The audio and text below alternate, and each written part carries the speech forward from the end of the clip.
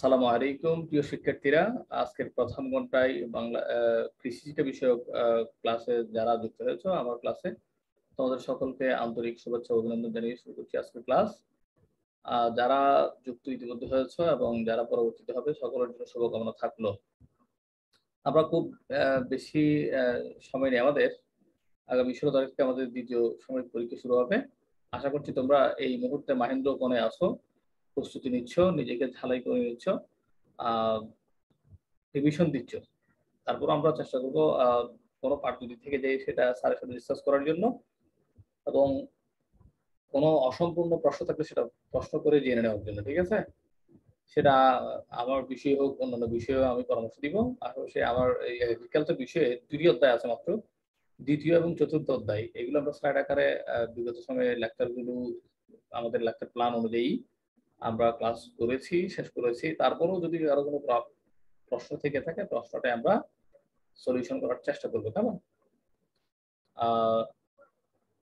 কারো কোনো আপাতত সমস্যা না থাকলে আমরা ক্লাস শুরু করতে পারি।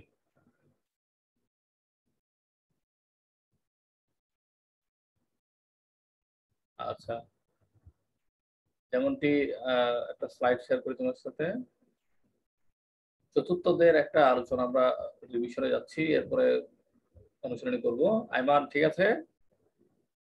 সকলে কি দেখতে পাচ্ছ আমি যা শেয়ার করেছি? Yes, sir. Very good. আচ্ছা, ইতিমধ্যে স্যারের পরিচিতি দেওয়া আছে এখানে।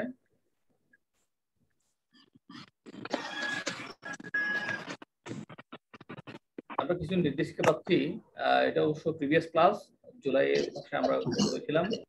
চতুর্থ অধ্যায়ের আমরা প্রথম পার্টে কথা বলবো এবং এটা থেকে আমরা প্রশ্ন সলিউশন করব। ঠিক আছে, পার্টের সাথে একটি স্থির চিত্র আমরা এখানে স্ক্রিনে লক্ষ্য করছি। প্রথমে পাচ্ছি বায়ুর পরিমাপক যন্ত্র। বায়ুর পরিমাপক যন্ত্রটা দেখতে কেমন হবে এরকম। ঠিক আছে, দ্বিতীয় চিত্রে আমরা দেখতে পাচ্ছি তাপমাত্রা পরিমাপক যন্ত্র। তাপমাত্রা পরিমাপক যন্ত্রটা অনেকটা এরকম হবে। ঠিক আছে, এই যে স্ক্রিনে তোমরা দেখতে পাচ্ছ, ঠিক আছে, এরকম হবে। তাহলে বায়ুর গতি মাপক যন্ত্র এবং তাপমাত্রা পরিমাপক যন্ত্র। তারপরে দেখতে পাচ্ছি বৃষ্টি পরিমাপক যন্ত্র। উপরে বৃষ্টিটা পড়ছে, প্যানেল, বৃষ্টি পরিমাপক যন্ত্র। রুমেল কিছু বলবে? চতুর্থ অধ্যায়ের প্রথম পার্টে আমরা কথা বলছি। চতুর্থ অধ্যায়ের প্রথম পার্ট, চতুর্থ অধ্যায়ের প্রথম পার্ট কত পৃষ্ঠা আছে ঠিক তোমরা একটু নিজেরা দেখে নাও। গুড, আমরা স্লাইড দেখবো এখন। বই আপাতত আমাদের খুব না ধরলেও চলবে। সুইচ, চৌম্বক অংশ, তারপর হচ্ছে কি ছোট পাত্র, পানি নির্গমনের পথ। এই যে একটা যন্ত্র আমরা দেখতে পাচ্ছি, এটার যন্ত্রের নাম হচ্ছে কি বৃষ্টি পরিমাপক যন্ত্র। আমরা এখানে 3 ধরনের আমরা যন্ত্র এখানে দেখতে পেয়েছি। প্রথমে বায়ুর গতিমাপক যন্ত্র। ঠিক আছে, কি যন্ত্র? কেউ একজন রেসপন্স করো। আইমান, আহসান, তারপরে রুমেল, আরো কে যুক্ত হয়েছে? ইশরাক যুক্ত হবে। কি বলেছিলাম আমরা কয়টি চিত্র এখানে দেখতে পাচ্ছি? স্যার বুঝি নাই তো স্যার। আমরা স্ক্রিনে কয়টি চিত্র দেখতে পাচ্ছি? 3টি চিত্র দেখতে পাচ্ছি। ঠিক আছে, এই 3টি চিত্রের মধ্যে পরিমাপক যন্ত্র, আর একটা তাপমাত্রা পরিমাপক যন্ত্র, আর একটা বৃষ্টি পরিমাপক যন্ত্র। Very good. তাহলে প্রথম 2টি চিত্রের মধ্যে তেমন কোনো বিবরণ নেই, কিন্তু বৃষ্টি পরিমাপক যন্ত্রের মধ্যে অনেকগুলো অংশ আছে বলেই এটাকে কি করেছে, অংশগুলো চিহ্নিত করে দিয়েছে। যেমন উপরে বৃষ্টির ফোঁটা, এরপরে বৃষ্টির ফোঁটা যেখানে জমছে ওটা প্যানেল, এরপরে বৃষ্টি মাপক পরিমাপক একটা যন্ত্র দেখাচ্ছে। কেমন? তারপর সুইচ দেখাচ্ছে, কোথায় চৌম্বক অংশ থাকবে, ছোট পাত্র থাকবে, পানির নির্গমনের একটা পথ থাকবে। সবকিছু মিলিয়ে এটা হচ্ছে বৃষ্টি পরিমাপক যন্ত্র। ঠিক আছে, এই চিত্র দেখে আমরা কিছুটা হলেও বুঝতে পেরেছি আজকের আলোচনাটা কিসের উপরে হচ্ছে। কেমন? তাহলে আলোচনার আমরা শিরোনাম ইতিমধ্যে স্ক্রিনে লক্ষ্য করছি, সেটা হচ্ছে আবহাওয়া ও জলবায়ু। আজকের আলোচনার শিরোনাম কি? আবহাওয়া ও জলবায়ু। জলবায়ু। এই আলোচনাটি আসলে আমরা আজকে যদি শিখি বা পড়ি তাহলে কি কি জানতে পারবো সেটা নিয়ে শিক্ষণফল দেওয়া আছে। এই পাঠ শেষে তোমরা নিম্নোক্ত বিষয়গুলো সম্পর্কে জানতে পারবে। কোন কোন বিষয়গুলো? কৃষি কার্যক্রমে আবহাওয়া ও জলবায়ুর গুরুত্ব বিশ্লেষণ করতে পারবে বা পারবো, ঠিক আছে। আবহাওয়া জলবায়ুর ভিত্তিতে কৃষি পরিবেশ অঞ্চল চিহ্নিত করতে পারবো। বাংলাদেশের মানচিত্রে কম বৃষ্টি, বেশি বৃষ্টি, বন্যাপ্রবণ, জলোচ্ছ্বাস প্রবণ অঞ্চল চিহ্নিত করতে পারবো। আমরা প্রথম অংশ নিয়ে কথা বলবো, কৃষি কার্যক্রমে আবহাওয়া জলবায়ুর গুরুত্ব বিশ্লেষণ, এই বিষয় নিয়ে আমরা কথা বলবো, কেমন? তার শিক্ষণফল কি? তোমরা এই জিনিসটা আগামী ক্লাসগুলোতে আমরা এটা চর্চা করবো। কোনটা? যেটা আমরা পড়বো, যে পাঠের শিরোনাম লিখবো খাতায়, সিডব্লিউ খাতায় লিখবো, কেমন, এবং শিক্ষণফলটা কিসের লিখবো, তাহলে ওই জিনিসটা আমরা কতটুকু নিজের মধ্যে আত্মস্থ করতে পেরেছি সেটা আমি আগামী ক্লাসগুলোতে কাজ করবো, ঠিক আছে। আচ্ছা, আলোচনাটা যেমন প্রাথমিক যে ধারণা দেওয়া আছে এখানে সেটা আমরা একটু করি। আবহাওয়া জলবায়ু, কৃষি ও জলবায়ু, কৃষিকাজ আবহাওয়া ও জলবায়ুর উপর নির্ভরশীল। তাহলে এখানে একটি ছোট প্রশ্ন থেকে যায়, যেটা কি বলে জ্ঞানমূলক একটি প্রশ্ন। আবহাওয়া কৃষিকাজ কিসের উপর নির্ভরশীল? আমার কিছু বলতে যাচ্ছ মনে হয়। নো স্যার, আমি বলতে যাচ্ছি আবহাওয়া কিসের উপর নির্ভরশীল এটা। Very good, very good. এটা কোয়েশ্চেন, নিজেকে নিজে সেলফ অ্যাসেসমেন্ট, মানে নিজেকে নিজে প্রশ্ন করে উত্তর বের করা। আমি প্রশ্ন করব, আবার আমি উত্তর করব। প্রশ্নকর্তাও আমি, উত্তরদাতাও আমি, ঠিক আছে। তাহলে প্রশ্নটা হচ্ছে কি, কৃষিকাজ কিসের উপর নির্ভরশীল? আবহাওয়া ও জলবায়ুর উপর নির্ভরশীল, কেমন? আমরা একটু চিন্তা করলো, সেটা সাধারণ বিষয়, এখন খুব সাধারণ বিষয়। যখন বৃষ্টি হয় তখন আমাদের পানির সেচ দিতে হয় না, যখন বৃষ্টি হয় না তখন পানির সেচ দিতে হয়। তাহলে আবার এই কৃষিও মৌসুমের উপরও নির্ভরশীল, যেমন রবি মৌসুম, খরিফ মৌসুম, এগুলো তো আমরা দিয়ে নিচ্ছি, কেমন, আরো জানবো।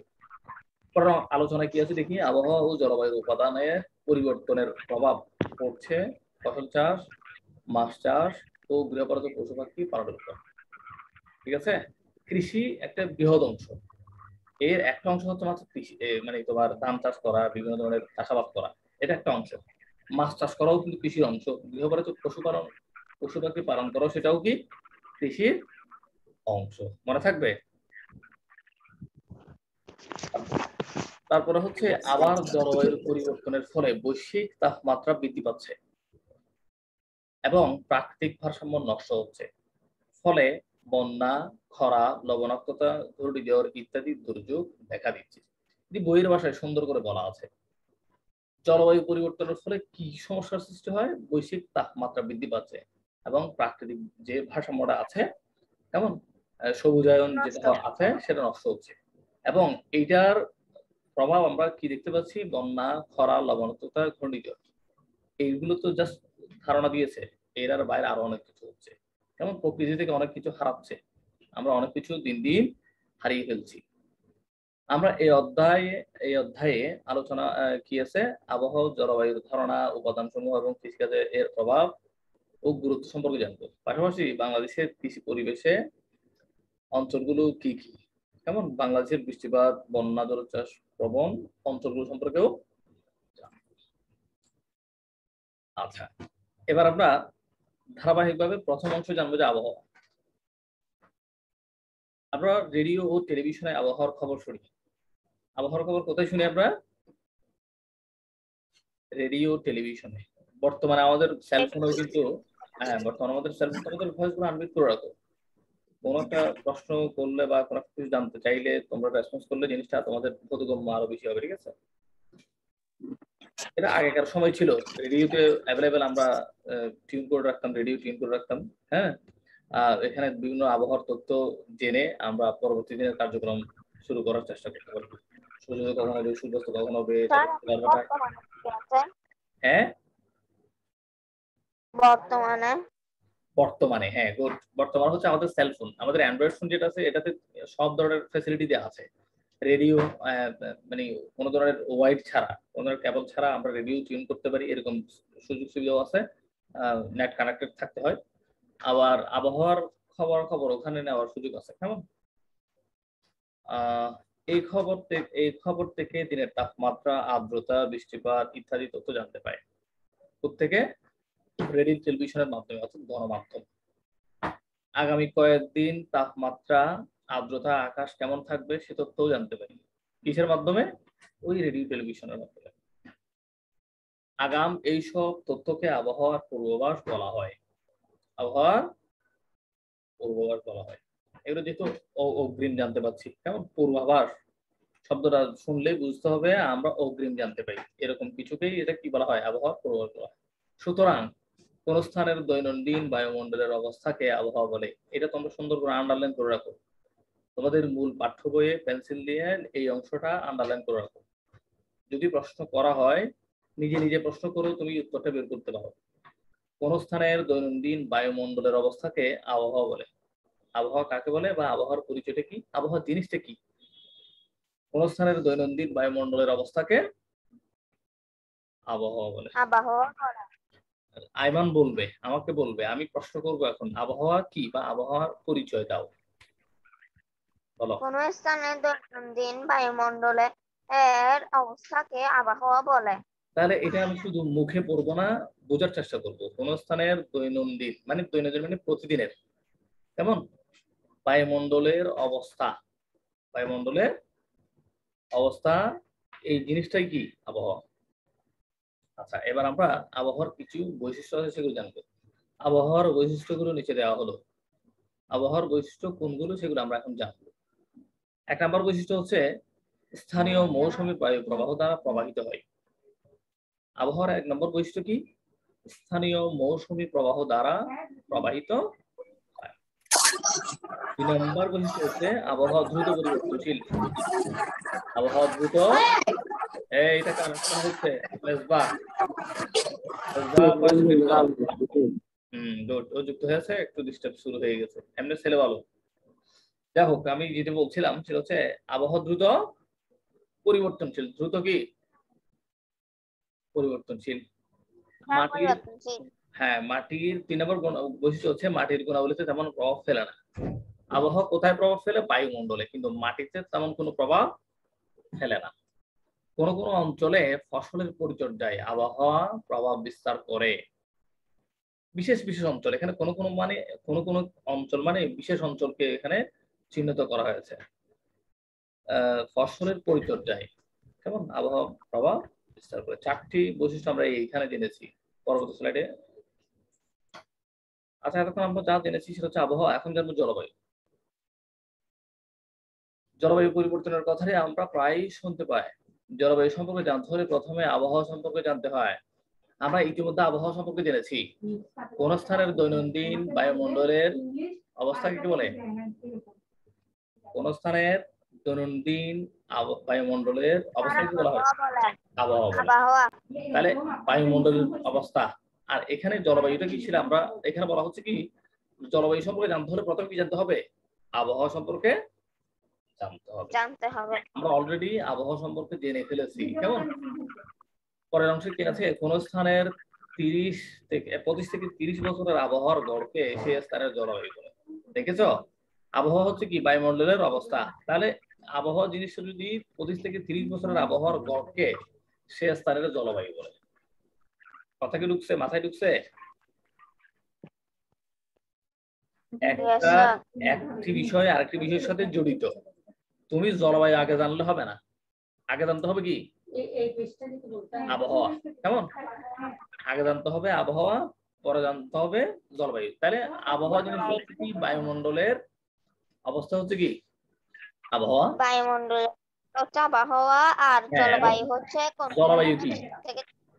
জলবায়ু হচ্ছে কোন স্থানের, এই নিচের অংশটা তোমরা আন্ডারলাইন করো, যেখানে আমি বলেছি কোন স্থানের 25 থেকে 30 বছরের আবহাওয়ার গড়কে সে স্থানের জলবায়ু বলে। যেমন জলবায়ুর পরিচয় কি বা জলবায়ু কাকে বলে, এই অংশটা তোমরা আন্ডারলাইন করো। করেছো? আমাকে দেখাবা। করেছো? রুমেল? আর আমি করছি। Good, very good.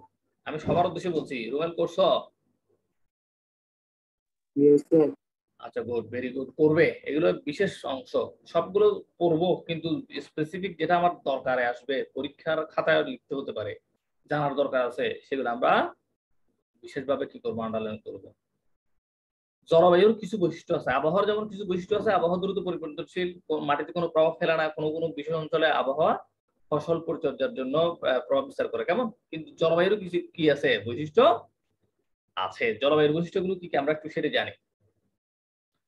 জলবায়ু কোন স্থানের দীর্ঘ সময়ের বায়ুমণ্ডলের গড় অবস্থা। এটা হচ্ছে একেবারে সংজ্ঞাটা। জলবায়ু কি সেটার সংজ্ঞাটাই মনে করে প্রথম বৈশিষ্ট্য। কেমন? কোন স্থানের 25 থেকে 30 বছরের আবহাওয়ার গড়কে সে স্থানের কি বলা হয়? জলবায়ু বলা হচ্ছে। কেমন? তো প্রথম বৈশিষ্ট্য হচ্ছে কি জলবায়ু কোন স্থানের দীর্ঘ সময়ের বায়ুমণ্ডলের গড় অবস্থা। দীর্ঘ সময় বলতে কত বছর? 25 থেকে 30 বছর। 25 থেকে 30 বছর। কেমন? 2 নাম্বার জলবায়ু ধীরে পরিবর্তনশীল। তাহলে ওটার সাথে হচ্ছে না। আবহাওয়া দ্রুত পরিবর্তনশীল আর জলবায়ু ধীরে পরিবর্তনশীল। বোঝা গেছে? বায়ুমণ্ডল তো যে কোনো মুহূর্তে পরিবর্তন হতে পারে, সেটা হচ্ছে আবহাওয়া। আর জলবায়ু কিন্তু 25 থেকে 30 বছরের একটা গড় তাপমাত্রাই হচ্ছে কি জলবায়ু। সেহেতু আবহাওয়া দ্রুত পরিবর্তনশীল আর জলবায়ু ধীরে পরিবর্তনশীল। ছোট প্রশ্নে আসতে পারে, সংক্ষিপ্ত প্রশ্নে আসতে পারে আবহাওয়া জলবায়ু কি, আবহাওয়া জলবায়ুর বৈশিষ্ট্যগুলো লিখো। তখন আবহাওয়ার জলবায়ু যদি লিখো যে তুমি আবহাওয়া দ্রুত পরিবর্তনশীল, জলবায়ুর ক্ষেত্রে তুমি এই বৈশিষ্ট্য লিখবে ধীরে পরিবর্তনশীল। কেমন? 3 নম্বর বৈশিষ্ট্যের কথা বলা হচ্ছে মাটির গুণাবলীতে প্রভাব ফেলে। যেটা আবহাওয়ার ক্ষেত্রে জেনেছি আমরা, মাটির গুণাবলীতে কোনো প্রভাব ফেলে না। ঠিক আছে? 4 নম্বরের একটা বৈশিষ্ট্য পাচ্ছি, কোন কোন অঞ্চলে ফসলের প্রকার ও জাত নির্বাচনে প্রভাব বিস্তার করে। এখানে বলা আছে ফসল পরিচর্যা ওখানে, আর এখানে ফসলের প্রকার ও জাত নির্বাচনে প্রভাব বিস্তার করে। ঠিক আছে? এই অংশটুকুতে কারো কোনো প্রশ্ন আছে? কারো কোনো প্রশ্ন আছে? থাকার কথাও না। এত ভেঙে পড়ার পরে আশা করি প্রশ্ন থাকার কথা না। যদি প্রশ্ন থাকে আমাকে বলবে। আচ্ছা, এবার আবহাওয়ার উপাদানগুলো আমরা জেনে নিব, এরপরে জলবায়ুর কিছু উপাদান থাকলে আমরা জানবো। কেমন? স্লাইডে আমরা এই মুহূর্তে দেখতে পাচ্ছি আবহাওয়ার উপাদান। 1 নম্বর উপাদান হচ্ছে বারিপাত। বারি মানে কি? বারি মানে কি? কে বলতে পারবে? বারি মানে হচ্ছে বৃষ্টি। বারি মানে বৃষ্টি। বায়ুমণ্ডল থেকে ভূপৃষ্ঠে পতিত পানিকে বারিপাত বলে। নিচে আন্ডারলাইন দাও এটা।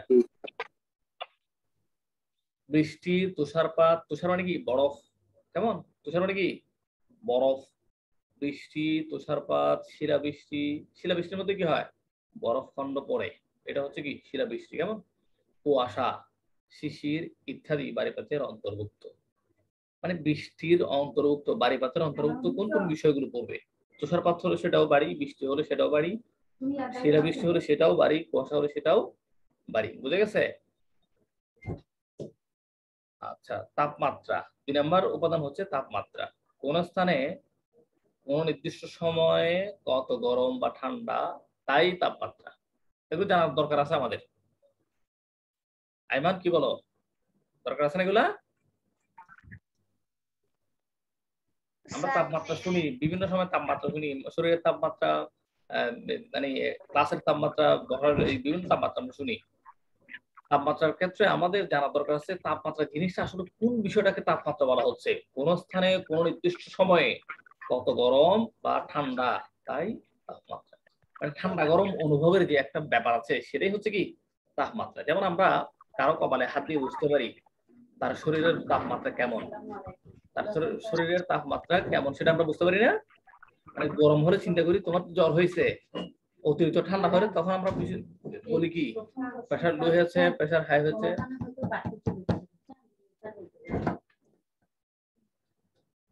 বায়ুর গতি। 3 নম্বর উপাদান হচ্ছে বায়ুর গতি। কোন স্থানে কোন নির্দিষ্ট সময়ে বাতাস কত বেগে প্রবাহিত হচ্ছে, তাই বায়ুর গতি। কেমন?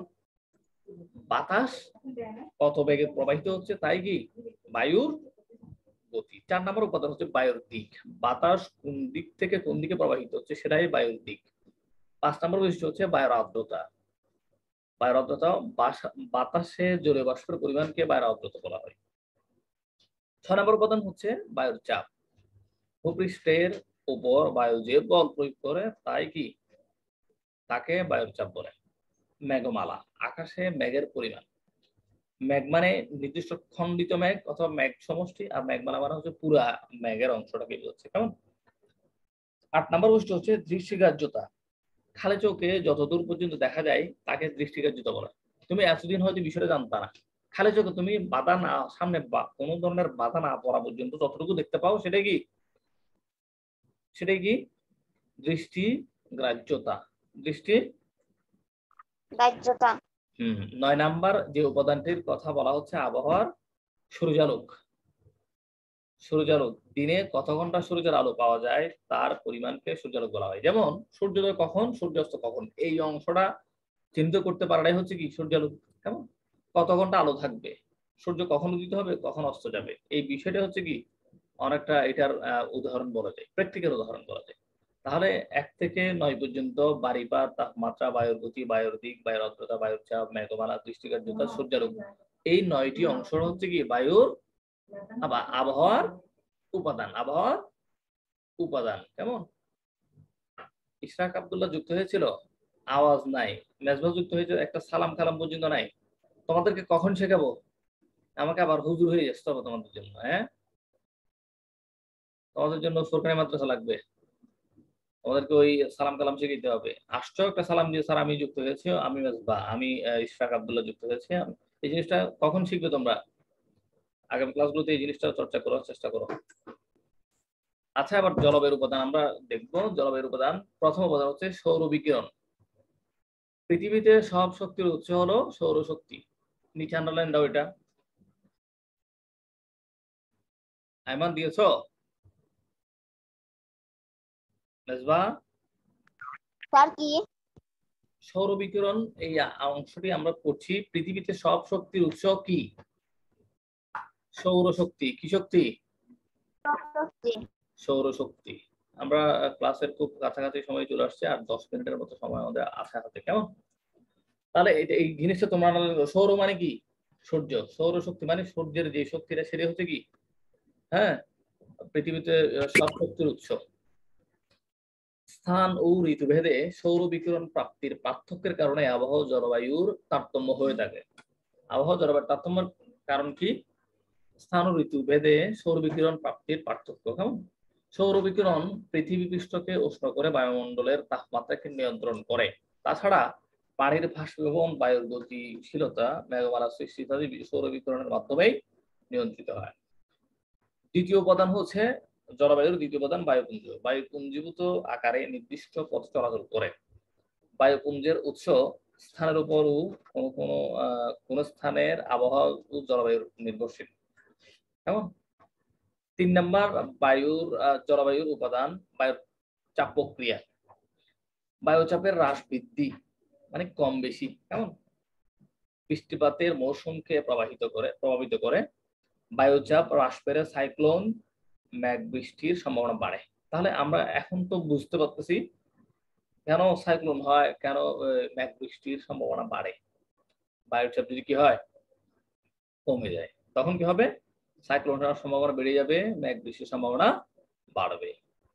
বায়ুচাপ বাড়লে শুষ্ক আবহাওয়া বিরাজ করে, যেটা মনে করতে পারো অনেকটা শীতকাল।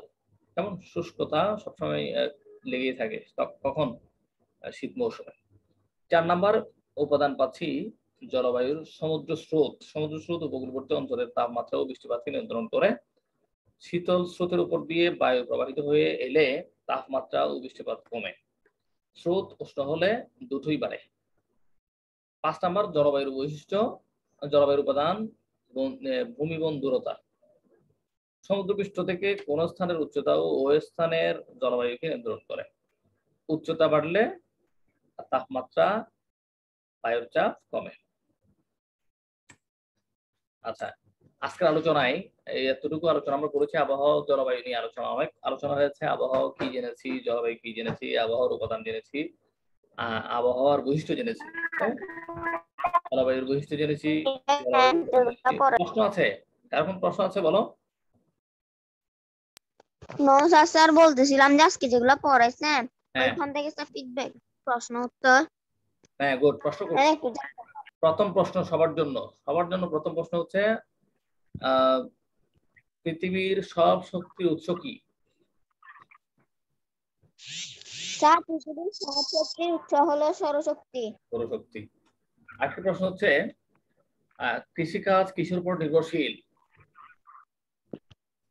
স্যার কৃষিকাজ আবহাওয়া জলবায়ুর উপর নির্ভরশীল। Very good, very good, very good. শুধু একজনের উত্তর পাচ্ছি, রেসপন্স পাচ্ছি, বাকিদের রেসপন্স পাচ্ছি না কেন?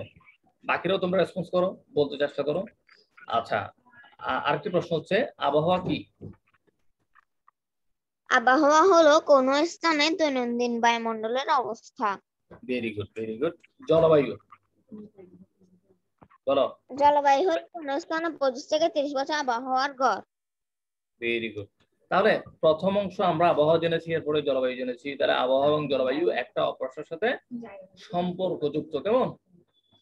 আচ্ছা, একটা বৈশিষ্ট্য বলো, মানে আবহাওয়া এবং জলবায়ুর একটা করে বৈশিষ্ট্য বলো,